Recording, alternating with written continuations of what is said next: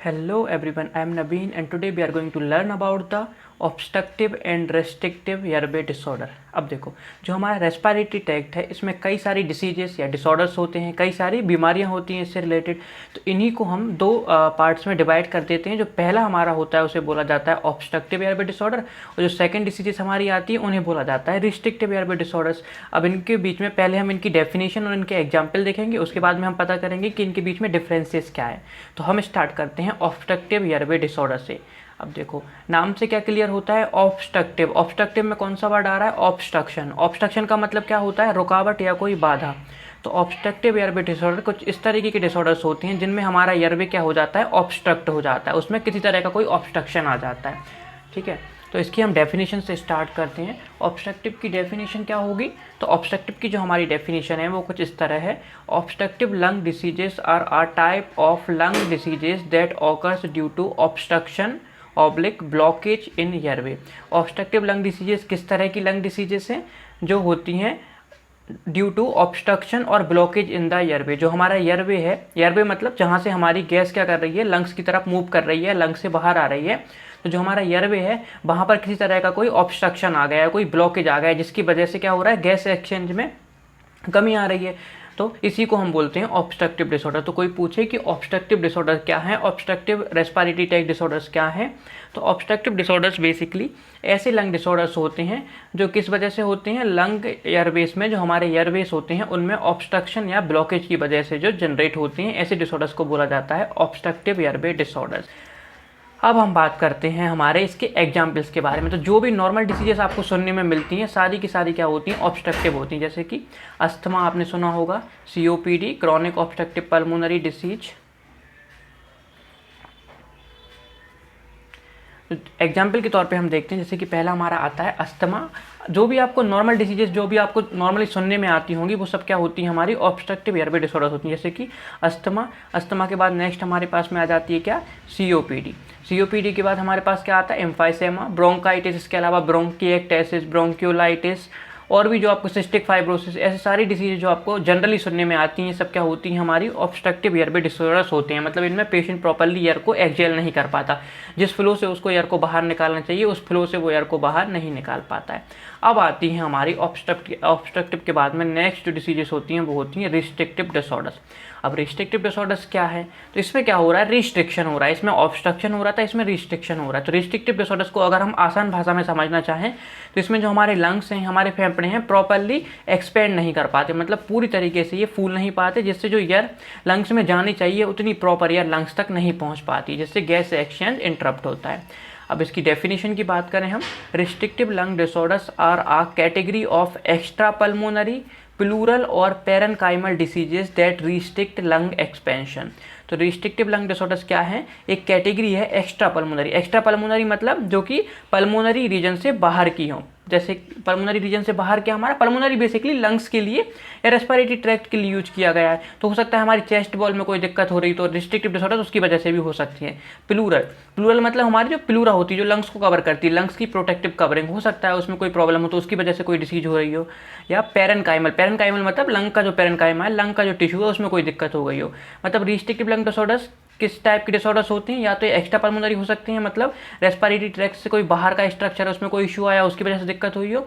कुछ plural reason हो सकता है, मतलब प्लूरा का कोई रीजन हो सकता है, प्लूरा में कोई डिसीज हो गई हो। या फिर पेरेनकाइमल, या कोई पेरेनकाइमा का लंग टिश्यू का कोई डिसीज हो जिससे क्या हो रहा हो, रिस्ट्रिक्ट होता है लंग्स का एक्सपेंशन, मतलब लंग प्रॉपर्ली एक्सपेंड नहीं कर पाते, लंग्स प्रॉपर्ली क्या होते हैं, अपने एक्सपेंड को हिंदी में क्या बोलेंगे, अपना एरिया इंक्रीज नहीं कर पाते, लंग्स प्रॉपर्ली फूल नहीं पाते। अगर जनरल हिंदी में इसको बोला जाए तो हम ऐसे बोल सकते हैं। सो रिस्ट्रिक्टिव लंग डिसऑर्डर्स ऐसे कोई भी डिसऑर्डर्स हो सकते हैं जो एक्स्ट्रा पल्मोनरी हो, प्लूरल हो या पेरेनकाइमल हो, जिसकी वजह से लंग प्रॉपर्ली एक्सपेंड नहीं कर पा रहे हैं, इन्हें हम बोलते हैं रिस्ट्रिक्टिव डिसऑर्डर। अब रिस्ट्रिक्टिव डिसऑर्डर की कंडीशन में क्या हो रहा है, यहाँ पे क्या हो रहा था, हमारा एयरवे में कोई ब्लॉकेज आ रहा था, लेकिन रिस्ट्रिक्शन के केस में ये जो लंग है यही प्रॉपर्ली एक्सपेंड नहीं कर पा रहे हैं। मान लीजिए हमें इसमें 5 लीटर पानी डालना था, ये हमारा टैंक था, इसमें 5 लीटर पानी डालना था, लेकिन इसकी 5 लीटर की कैपेसिटी नहीं है, क्योंकि ये प्रॉपर्ली क्या है, एक्सपेंडेड नहीं है, प्रॉपर्ली अपने न्यूट्रल या नॉर्मल पोजीशन पे नहीं है, तो इसमें 5 लीटर पानी नहीं जाएगा। तो इसका मतलब क्या होगा, जो रिस्ट्रिक्टिव डिसऑर्डर्स हैं उनमें लंग वॉल्यूम और कैपेसिटी डिक्रीज हो जाएंगी। अब क्लियर हुआ। जो ऑब्स्ट्रक्टिव डिसऑर्डर होंगे उनमें क्या होगा, फ्लो डिक्रीज होगा, और जो रिस्ट्रिक्टिव डिसऑर्डर होंगे उनमें क्या होगा, लंग वॉल्यूम और कैपेसिटीज डिक्रीज होंगी। अब इसके एग्जांपल देख लेते हैं हम रिस्ट्रिक्टिव डिसऑर्डर्स के। तो फर्स्ट हमारे पास आता है इडियोपैथिक पल्मोनरी फाइब्रोसिस। ये बेसिकली हमारे कहाँ के डिसऑर्डर्स होते हैं, जहाँ पे डिफ्यूजन हो रहा है, डिफ्यूजन डिफेक्ट होते हैं मेजरली। इडियोपैथिक पल्मोनरी फाइब्रोसिस का फुल फॉर्म क्या है हमारा, ये तो इडियोपैथिक पल्मोनरी फाइब्रोसिस का फुल फॉर्म तो इडियोपैथिक पल्मोनरी फाइब्रोसिस होगा। इडियोपैथिक का मतलब होता है, इडियोपैथिक का मतलब होता है जिनका रीजन हमें पता ना हो, ठीक है। कभी कभी बहुत सारे ऐसी डिसीजेस होती हैं जिनका हमें रीजन पता नहीं होता बट वो हो जाती हैं, तो उन्हें हम इडियोपैथिक बोला जाता है। पल्मोनरी फाइब्रोसिस, पल्मोनरी मतलब हमारा जो लंग्स का यहाँ पे पल्मोनरी वर्ड यूज किया गया, फाइब्रोसिस मतलब फाइब्रोसिस हो रही है वहाँ पर जहाँ पे हमारा गैस एक्सचेंजिंग सरफेस है। इसके अलावा सार्कोइडोसिस हमारा आ जाता है, ओबेसिटी मोटापा, मोटापा तो हर बीमारी की जड़ है। आईएलडी, हाँ मैं क्या बता रहा था, आईएलडी, आईएलडी का फुल फॉर्म क्या होता है हमारा, इंटरस्टिशियल लंग डिसीजेस। ये सब भी हमारी किस में आ जाती हैं, रिस्ट्रिक्टिव लंग डिसऑर्डर्स में आ जाती हैं। तो अब देखो, अब इतने से तो काम नहीं चलेगा, हमें और भी कुछ डिफरेंसेस पता होने चाहिए कि हम कैसे कैटेगराइज करें कि कोई डिसीज ऑब्स्ट्रक्टिव है या रिस्ट्रिक्टिव है। क्योंकि देखो, अगर हमें डिसीज के बारे में प्रॉपर्ली जानकारी नहीं होगी तो हम उसका ट्रीटमेंट प्लान कैसे बनाएंगे, क्योंकि दोनों के लिए अलग अलग ट्रीटमेंट प्लान बनता है। तो इसके लिए हम क्या करते हैं, थोड़े से और डिफरेंसेस के बारे में बात करते हैं कि ऑब्स्ट्रक्टिव डिसऑर्डर्स और रिस्ट्रिक्टिव डिसऑर्डर्स में बेसिकली क्या डिफरेंसेस होते हैं। तो भाई पहला जो हमारा ऑब्स्ट्रक्टिव लंग डिसऑर्डर्स का डिफरेंस होता है रिस्ट्रिक्टिव लंग डिसऑर्डर से, वो होता है इनकी definition. Obstructive disorders are characterised by reduction in air flow. अभी देखा था कि अगर पाइप में कुछ फंस जाएगा तो वहाँ से जितने फ्लो से वाटर बाहर जाना चाहिए था उतने फ्लो से नहीं जाएगा। तो ऑब्स्ट्रक्शन के केस में क्या होता है, इसको कैसे कैरेक्टराइज करते हैं, obstructive disorders are characterised by decrease in air flow और reduction in air flow. Obstructive disorders को हम रिडक्शन इन एयर फ्लो से कैरेक्टराइज्ड करते हैं। जो हवा का बहाव है, जो गैस बाहर जितनी प्रॉपर्ली निकलनी चाहिए थी हमारे एयर बेस से, उस रेट से एयर बाहर नहीं निकलेगी। जबकि रिस्ट्रिक्टिव डिसऑर्डर्स जो हैं, restrictive disorders are characterised by reduction in lung volume. Restrictive disorders को हम कैसे कैटेगराइज करते हैं, by reduction in lung volume और कैपेसिटीज। इसमें क्या हो रहा है, लंग वॉल्यूम या कैपेसिटीज में डिक्रीज हो रहा है, क्योंकि लंग अपने प्रॉपर साइज में नहीं आ पा रहे हैं। लंग का साइज अब नॉर्मल नहीं बचा है, लंग जो जितने एक्सपेंड करने चाहिए थे उतना एक्सपेंड नहीं कर पा रहे हैं, जिससे पूरी एयर इसमें नहीं जा पा रही। तो ऑब्स्ट्रक्टिव लंग डिसऑर्डर्स को हम कैरेक्टराइज्ड करेंगे reduction in air flow, restrictive disorders को हम कैरेक्टराइज्ड करेंगे रिडक्शन इन लंग वॉल्यूम। ये तो हो गया। अब पेशेंट कैसा रहेगा हमारा, patient with obstructive disorders are unable to exhale properly. क्या होगा, गैस को प्रॉपरली अंदर तो वो ले पा रहा है, अंदर क्यों ले पा रहा है, क्योंकि मान लीजिए कोई पाइप था तो हम उसमें पानी तो प्रॉपरली भेज पा रहे हैं, लेकिन जब वो बाहर निकाल रहा है तो वहाँ पर कोई ऑब्स्ट्रक्शन है, उस वजह से पूरा प्रॉपर फ्लो से पानी बाहर नहीं आ पा रहा है। उसी तरह जो पेशेंट होते हैं हमारे ऑब्स्ट्रक्टिव डिसऑर्डर के, जिस पेशेंट में हमें ऑब्स्ट्रक्टिव डिसऑर्डर होता है, वो अनेबल टू एक्सहेल प्रॉपरली, वो प्रॉपर तरीके से, एक अच्छे तरीके से प्रॉपरली एक्सहेल नहीं कर पाते, गैस को बाहर नहीं निकाल पाते, कार्बन डाइऑक्साइड को बाहर नहीं निकाल पाते। अब कार्बन डाइऑक्साइड बाहर नहीं निकलेगा तो क्या होगा इस केस में, वहाँ पे हमारे लंग्स में क्या हो जाएगी, गैस एक्यूमुलेट होती रहेगी, धीरे धीरे एक्यूमुलेट होते होते क्या हो जाएगा, वहाँ पे हमारे पास में जो हमारी एयर है वहाँ पे ट्रैप होकर रह जाएगी, पूरी एयर बाहर नहीं निकल पाएगी। Restrictive disorders are characterised by incomplete inhalation. Restrictive disorders में क्या होता है, पेशेंट कंप्लीटली इनहेलेशन नहीं कर पाता, प्रॉपरली सांस अंदर नहीं ले पाता है। अब आता है हमारा एनाटॉमी। तो जो हमारा एनाटॉमी है वो अफेक्ट करती है यहाँ पे एयरबेस को। इसमें क्या होता है, जो हमारे ऑब्स्ट्रक्टिव डिसऑर्डर्स होते हैं इसमें बेसिकली हमारे एयरबेस, जो हमारे एयरबेस है, हमारी सांस की जो नली है वो अफेक्टेड होती है। एनाटॉमी मतलब एनाटॉमिकल जो स्ट्रक्चर है उसका, या पर्टिकुलरली देखा जाए कि क्या वहाँ पे प्रभावित हो रहा है एनाटॉमिकली। तो एनाटॉमी में क्या अफेक्टेड होता है यहाँ पे, एयरबेस। जबकि रिस्ट्रिक्टिव डिसऑर्डर्स में हमारे क्या अफेक्ट होते हैं, lung tissue and thorax. Thorax मतलब हमारे चेस्ट रीजन में जो भी स्ट्रक्चर प्रेजेंट है। चेस्ट में हमारे क्या प्रेजेंट होता है, जैसे डायफ्राम प्रेजेंट है, प्लूरा प्रेजेंट है, रिप्स प्रेजेंट है, इसके अलावा वर्टिब्रल कॉलम वगैरह प्रेजेंट हैं। तो ये सारे स्ट्रक्चर जो वहाँ पे प्रेजेंट है वो यहाँ पे अफेक्टेड होते हैं। तो ऑब्स्ट्रक्टिव डिसऑर्डर्स में हमारा क्या अफेक्ट होता है, उसके एयरबेस हमारे अफेक्ट होते हैं। जबकि रिस्ट्रिक्टिव डिसऑर्डर्स में हमारे क्या अफेक्ट होते हैं, लंग टिश्यू एंड थोरैक्स। जो लंग का जो टिश्यू है हमारा, लंग का जो पेरेन्काइमा है, इसके अलावा हमारा जो थोरैक्स है, थोरैक्स रीजन में जो भी स्ट्रक्चर है कोई भी अफेक्टेड वहाँ पर हो सकते हैं। अब बात करें पैथोफिजियोलॉजी। तो पैथोफिजियोलॉजी की अगर बात की जाए तो ऑब्स्ट्रक्टिव डिसऑर्डर की जो पैथोफिजियोलॉजी होती है वो कैरेक्टराइज्ड होती है एयरवे रेजिस्टेंस में इंक्रीज से। ठीक है, ऑब्स्ट्रक्टिव डिसऑर्डर्स में क्या इंक्रीज होता है, एयरवे रेजिस्टेंस। जबकि रिस्ट्रिक्टिव डिसऑर्डर्स में क्या होता है, डिक्रीज लंग और थोरेसिक कंप्लायंस। क्या हो जाता है, कंप्लायंस मतलब बेसिकली हमारा कितना स्ट्रेच कर सकते हैं। ये कंप्लायंस का मतलब है कि कितना स्ट्रेच कर सकते हैं या कितना एक्सपेंड कर सकते हैं। तो हमने अभी पढ़ा कि रिस्ट्रिक्शन में क्या हो रहा है, लंग प्रॉपर्ली एक्सपेंड नहीं कर पा रहे हैं। तो पैथोफिजियोलॉजी में क्या अफेक्टेड होता है, डिक्रीज हो जाता है इसमें लंग और थोरैक्स का कंप्लायंस। कंप्लायंस है कॉम्प्लियंस, जो भी आप बोलना चाहो, ये क्या हो जाता है, रिस्ट्रिक्टिव लंग डिसऑर्डर्स के केस में डिक्रीज हो जाता है। और ऑब्स्ट्रक्टिव के केस में क्या होता है, इसकी पैथोफिजियोलॉजी कैरेक्टराइज होती है इंक्रीज एयरवे रेजिस्टेंस। एयरवे का जो रेजिस्टेंस होता है वो क्या हो जाता है, यहाँ पे बढ़ जाता है, क्योंकि इन्फ्लेमेशन और बहुत सारे रीजन होते हैं जिनकी वजह से यहाँ पे एयरवे रेजिस्टेंस इंक्रीज हो जाता है। जब मैं अस्थमा वगैरह के बारे में लेक्चर लूंगा तब उसमें तो मैं समझाऊंगा किस तरीके से यहाँ पे एयरवे रेजिस्टेंस इंक्रीज होता है। अब हम बात करते हैं हमारे पल्मोनरी फंक्शंस के बारे में। बेसिकली जो हमारे पीएफटी होती है उसके बारे में हम बात करेंगे कि उसका जो रिजल्ट आता है हमें, उसमें किस तरीके से ऑब्स्ट्रक्शन और रिस्ट्रिक्शन को हम कैरेक्टराइज करेंगे, कैसे उनको डिफ्रेंशिएट करेंगे। सबसे पहले हम बात करते हैं एयर फ्लो रेट्स के बारे में। सबसे पहले हम बात करते हैं ऑब्स्ट्रक्शन में क्या होता है। तो ऑब्स्ट्रक्शन में क्या होता है, एयर फ्लो रेट डिक्रीज हो जाता है, मतलब कि जिस फ्लो से एयर अंदर बाहर जानी चाहिए थी वो फ्लो क्या हो गया है, यहाँ पे डिक्रीज हो गया है, क्योंकि बीच में कुछ बाधा आ गई है, कोई रुकावट आ गई है, कोई ऑब्स्ट्रक्शन आ गया है। जबकि रिस्ट्रिक्टिव डिसऑर्डर्स में क्या हो रहा है, lung volume and capacity decrease हो गई है। लंग वॉल्यूम और कैपेसिटी का मतलब क्या है कि लंग अपने अंदर कितनी एयर को रख सकते हैं। अब यही समझो, ठीक है, बहुत सारी चीज़ों में मत जाओ। लंग वॉल्यूम और कैपेसिटीज का मतलब बेसिकली है कि लंग की क्षमता कितनी है अपने अंदर एयर रखने की। अब मानो किसी का लंग है, वो 2 लीटर अपने एयर रख सकता है तो 2 लीटर उसकी कैपेसिटी हो जाएगी। 5 लीटर रख सकता है तो 5 लीटर कैपेसिटी हो जाएगी। अब इसमें क्या हो रहा है, वो प्रॉपर्ली एक्सपेंड ही नहीं कर पा रहा है। जैसे हमारा एक बलून है, अब वो प्रॉपर्ली एक्सपेंड नहीं कर पाएगा तो वो एयर भी उतनी कम अंदर रख पाएगा। तो इसमें क्या होता है, लंग वॉल्यूम और कैपेसिटीज हमारी डिक्रीज होती है, किसमें, रिस्ट्रिक्टिव डिसऑर्डर्स में।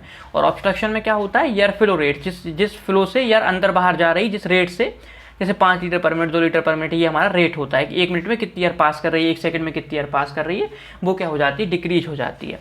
अब बात करते हैं हम फोर्स वाइटल कैपेसिटी की। फोर्स वाइटल कैपेसिटी में यहाँ पे क्या होता है, फोर्स वाइटल कैपेसिटी बेसिकली क्या होती है कि हम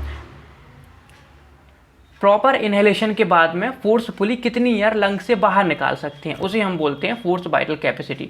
तो बेसिकली फोर्स वाइटल कैपेसिटी क्या है, तो force vital capacity is the amount of air that a patient or person can expel from the lungs forcefully after complete inhalation. Complete inhalation के बाद, एक गहरी सांस भरने के बाद हम कितनी एयर लंग से फोर्सफुली बाहर निकाल सकते हैं, उसे बोलते हैं फोर्स वाइटल कैपेसिटी। तो देखो ऑब्स्ट्रक्शन के केस में क्या होता है, जो फोर्स वाइटल कैपेसिटी होती है, देखो क्या हो रहा है, फोर्स वाइटल कैपेसिटी मतलब बेसिकली लंग्स में कितनी एयर टोटली प्रेजेंट है, ये उसको रिप्रेजेंट कर रहा है। टोटली प्रेजेंट है उसको नहीं, अगर कहा जाए तो फोर्स वाइटल कैपेसिटी बेसिकली हमारी है एक एयर का अमाउंट है जो हम लंग से बाहर निकाल पा रहे हैं। तो फोर्स वाइटल कैपेसिटी क्या होती है हमारी, नॉर्मल रहती है, फिर इसमें स्लाइड रिडक्शन होता है, किस केस में, ऑब्स्ट्रक्शन के केस में। लेकिन अगर हम बात करें रिस्ट्रिक्शन का केस, तो रिस्ट्रिक्शन के केस में फोर्स वाइटल कैपेसिटी क्या हो जाती है, हाईली रिड्यूस हो जाती है। क्यों रिड्यूस होती है हाईली, इसका रिडक्शन का रीजन है कि फोर्स जो हमारी कैपेसिटीज होती हैं, कैपेसिटी बेसिकली किस पे डिपेंड करेंगी, लंग के साइज पर या लंग के एक्सपेंशन पर। जब लंग प्रॉपर्ली एक्सपेंड ही नहीं कर पाएंगे तो उस केस में क्या होगा, लंग प्रॉपर्ली एक्सपेंड नहीं कर पाएंगे तो लंग्स के अंदर एयर प्रेजेंट ही नहीं है। मान लीजिए फोर्स वाइटल कैपेसिटी किसी की 6 लीटर होनी चाहिए, 6 लीटर किसी की फोर्स वाइटल कैपेसिटी होनी चाहिए थी, लेकिन लंग एक्सपेंड ही नहीं करा तो 2 लीटर लंग एयर जो एयर है वो लंग्स के अंदर गई है। तो इस केस में क्या होगा, जितनी एयर बाहर निकलनी चाहिए उतनी नहीं निकलेगी, इसका मतलब फोर्स वाइटल कैपेसिटी इसमें क्या हो जाएगी, हाईली रिड्यूस हो जाएगी। अब बात करते हैं force expiratory volume in 1 second. 1 second में कितना एयर का वॉल्यूम लंग से बाहर निकला है उसे हम बोलते हैं फोर्स एक्सपायरेटरी वॉल्यूम। अब देखो क्या होता है, फोर्स एक्सपायरेटरी वॉल्यूम जो बेसिकली होते हैं वो हमारे फ्लो को रिप्रेजेंट करते हैं। तो फोर्स एक्सपायरेटरी वॉल्यूम क्या हो जाता है हमारा, ऑब्स्ट्रक्शन के केस में हाईली रिड्यूस होता है, क्योंकि ऑब्स्ट्रक्शन आ रहा है बीच में, जितनी फोर्स से उसको एयर छोड़नी थी उतने फोर्स से उतने रेट से वो एयर नहीं छोड़ पा रहा है। लेकिन फोर्स एक्सपायरेटरी वॉल्यूम रिस्ट्रिक्शन के केस में या तो नॉर्मल रहता है या इसमें बहुत स्लाइट रिडक्शन देखने को मिलता है। अब नेक्स्ट हम बात करते हैं force expiratory volume in 1 second by FVC, दोनों के रेशियो का। तो अगर इसके रेशियो की बात की जाए, देखो अब इसको ना मैं बहुत डीपली यहाँ पे एक्सप्लेन नहीं कर रहा हूँ, क्योंकि इनके बीच में जब मैंने डिफरेंसेस समझाए थे, एक और लेक्चर है उसमें मैंने इसमें क्या इसको ब्रीफली इसको मैंने डिस्कस किया था कि इनमें डिफरेंसेस को हम कैसे देख सकते हैं स्पायरोमेट्री या पीएफटी के बेसिस पर। तो आप उसमें जाकर इसको और अच्छे से समझ लीजिएगा, बट अभी इसको एक बेसिक वे में समझोगे। अगर क्वेश्चन आ जाता है कोई बड़ा क्वेश्चन तो उसको हम कैसे यहाँ पे एक्सप्लेन करेंगे। FeV1 बाई FBC का जो रेशियो होता है ऑब्स्ट्रक्शन के केस में क्या होता है, रिड्यूस होता है, जबकि रिस्ट्रिक्शन के केस में ये रेशियो या तो नॉर्मल रहता है या फिर इंक्रीज होता है। अब आपको ये कैसे समझ में आएगा कि आखिर ये रेशियो क्यों डिक्रीज हो रहा है। देखो ऊपर क्या लिखा हुआ है, FeV1, नीचे लिखा हुआ है FBC। थी। अब ऑब्स्ट्रक्शन के केस में हमने देखा कि FEV1 क्या हो रहा है, डिक्रीज हो रहा है। तो अगर FEV1 डिक्रीज होगा मतलब ऊपर वाली चीज़ डिक्रीज होगी, तो अगर नीचे वाली चीज़ से अगर हम इसमें डिवाइड करेंगे तो क्या हो जाएगा, जो आंसर आएगा हमारा वो भी डिक्रीज हो जाएगा। तो यहाँ पे क्या है, FEV1 तो इसमें नॉर्मल है रिस्ट्रिक्शन के केस में, लेकिन FBC क्या हो रहा है, यहाँ पे हाईली रिड्यूस हो रहा है। तो अगर नीचे वाली चीज़ घटेगी और ऊपर वाली चीज़ नॉर्मल है तो क्या हो जाएगा, ये वैल्यू भी या तो नॉर्मल रहेगी या फिर इंक्रीज होगी। तो ऐसे हम यहाँ पे डिफ्रेंशिएट करेंगे। अब आती है total lung capacity. Total lung capacity का मतलब होता है लंग्स अपने अंदर कितनी एयर को रख सकते हैं। तो अगर टोटल लंग कैपेसिटी की बात की जाए तो ऑब्स्ट्रक्शन के केस में वो तो यार नॉर्मल रहती है या फिर इंक्रीज होती है। क्यों इंक्रीज क्यों होगी, आप पूछोगे कि डिसीज है, डिसीज में इंक्रीज कैसे हो सकती है। तो क्या होता है हमारे यहाँ पे ऑब्स्ट्रक्शन के हमारे यहाँ पे क्या ऑब्स्ट्रक्शन का जो पेशेंट होता है उसके लंग्स में क्या होता है, हमारी एक फॉल्स ट्रैपिंग होती है एयर की, ठीक है, एयर ट्रैपिंग होती है। यहाँ पे क्या होता है, प्रॉपरली एयर को बाहर नहीं निकाल पाता, तो जो एयर बच जाती है लंग्स में वो ट्रैप होती रहती है। तो इसमें क्या हो जाता है, एक फॉल्स इंक्रीज देखने को मिलता है हमें टोटल लंग कैपेसिटीज में, या तो नॉर्मल रहेगी या फिर इंक्रीज होगी। जबकि अब लंग कैपेसिटी या लंग एक्सपेंड ही नहीं हुए, लंग्स कैपेसिटी की बेसिकली क्या होती है, टोटल लंग कैपेसिटी का मतलब लंग्स अपने अंदर कितनी एयर को रख सकते हैं, कितनी हवा को लंग्स अपने अंदर रख सकते हैं।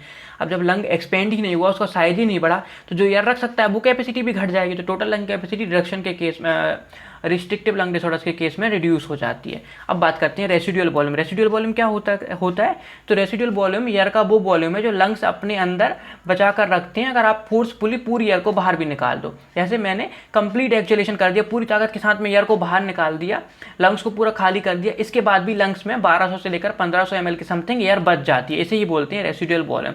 तो देखो एयर ट्रैप हो रही है, तो एयर जो ट्रैप हो रही है वो कहाँ हो रहा है, हमारा ऑब्स्ट्रक्शन के केस में हो रहा है। तो ऑब्स्ट्रक्शन के केस में एयर ट्रैप हो रही है, एयर ट्रैप होगी मतलब लंग्स में ज़्यादा एयर बचेगी मतलब रेसिडुअल वॉल्यूम या तो नॉर्मल रहेगा या फिर इंक्रीज होगा। जबकि रिस्ट्रिक्शन के केस में हमारा रेसिडुअल वॉल्यूम क्या होता है, हमारा डिक्रीज हो जाता है। तो ये हमारे ऑब्स्ट्रक्शन और रिस्ट्रिक्शन के बीच में कुछ बेसिक डिफरेंसेस थे। अब इनके ग्राफ देख लेते हैं कि स्पायरोमेट्री में हमें कैसा ग्राफ देखने को मिल सकता है। तो अगर फ्लो वॉल्यूम और वॉल्यूम टाइम दो टाइप के हमारे पास ग्राफ बनते हैं स्पायरोमेट्री में।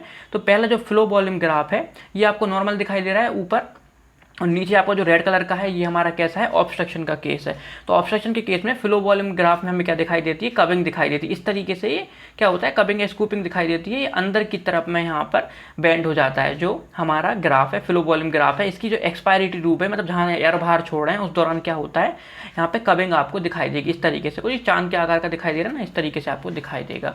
और फ्लो वॉल्यूम अगर हम वॉल्यूम टाइम कर्व की बात करें तो वॉल्यूम टाइम कर्व में क्या हो जाता है, जो नॉर्मल ग्राफ जा रहा था ये क्या करेगा, इसका थोड़ा सा क्या हो जाएगा, ये नीचे की तरफ डिक्रीज हो जाएगा, ठीक है। अब पोजीशन पे है हमारा फ्लो और नीचे की तरफ रेड कलर में आपको दिखाई दे रहा होगा वॉल्यूम टाइम ग्राफ। अब उसी तरह हमारे पास में जो हमारे पास में रिस्ट्रिक्टिव लंग डिसऑर्डर्स होते हैं उसके केसेस में क्या होता है, जो ओवरऑल हमारा ग्राफ है वो एरिया में डिक्रीज हो जाता है। ये ऊपर हमारा नॉर्मल था और ये हमारा क्या था, रिस्ट्रिक्शन का केस था। और वॉल्यूम टाइम ग्राफ में क्या होता है, वॉल्यूम टाइम ग्राफ में जो नॉर्मल ग्राफ था उसकी ये पैरेलल ही चलता है, ठीक है। जैसे क्या होता है, इसके पैरेलल ही चलेगा लेकिन ये दोनों आपस में नहीं मिलते हैं, ये भी इसके पैरेलल ही चलेगा लेकिन साइज में क्या होगा, छोटा होगा। यहाँ पे जो नॉर्मल रेंज में जाना चाहिए था वो वहाँ तक नहीं पहुँच पा रहा है। तो ये हमारे ऑब्स्ट्रक्टिव लंग डिसऑर्डर्स और रिस्ट्रिक्टिव लंग डिसऑर्डर्स की डेफिनेशन, उनके एग्जाम्पल और उनके बीच में कुछ बेसिक कॉमन डिफरेंसेस थे। आई होप कि इसके बाद में आप ऑब्स्ट्रक्टिव और रिस्ट्रिक्टिव लंग डिसऑर्डर्स के बीच में कोई भी जो डिफरेंस है उसे इजीली क्लियर कर पाओगे और आप समझ पाओगे कि कौन सा केस हमारा ऑब्स्ट्रक्शन का है by the help of spirometry, X-rays and the other finding. So thank you for watching this video.